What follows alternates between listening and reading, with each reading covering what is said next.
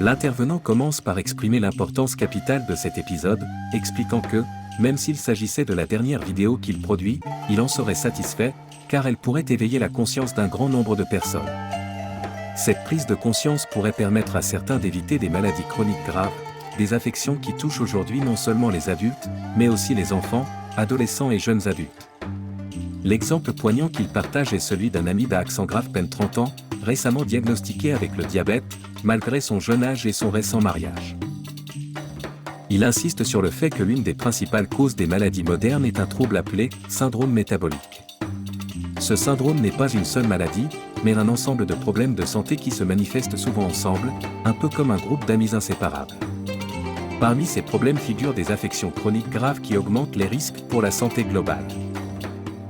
Le conférencier attire ensuite l'attention sur la consommation excessive de sucre, expliquant que, même si le glucose et le fructose sont des sources d'énergie pour le corps, l'abus de sucre raffiné est extrêmement nocif. Il souligne que les fruits contiennent naturellement du fructose, mais aussi des fibres et des vitamines qui ralentissent l'absorption du sucre, rendant ces sucres naturels beaucoup moins nocifs que le sucre blanc industriel.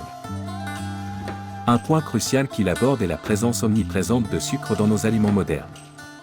Le sucre ne se limite pas à ce que nous ajoutons au thé ou au café.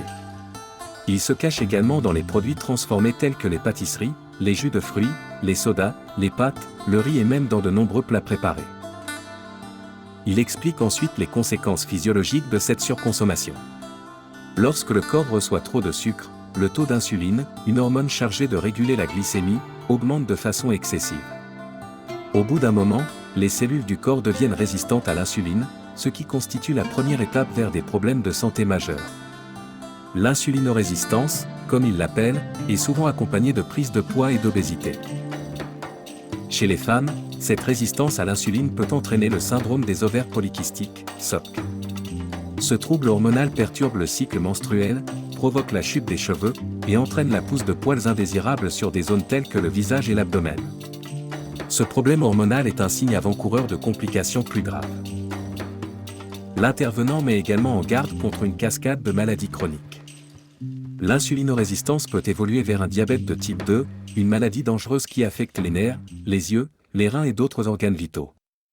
En parallèle, elle favorise l'inflammation dans le corps, ce qui peut entraîner une augmentation du cholestérol et des triglycérides. Ces déséquilibres augmentent le risque de maladies cardiovasculaires, d'hypertension artérielle et d'autres complications graves. Enfin, il conclut en expliquant que la consommation excessive de sucre peut causer une accumulation de graisse dans le foie, conduisant à une stéatose hépatique ou foie gras. Cet état augmente encore davantage les risques de maladies cardiaques et d'autres problèmes de santé graves, soulignant une fois de plus l'urgence de limiter notre consommation de sucre pour préserver notre santé. Comprendre les dangers du sucre et du syndrome métabolique. Cette traduction vous convient-elle, ou souhaitez-vous que certains points soient encore davantage développés?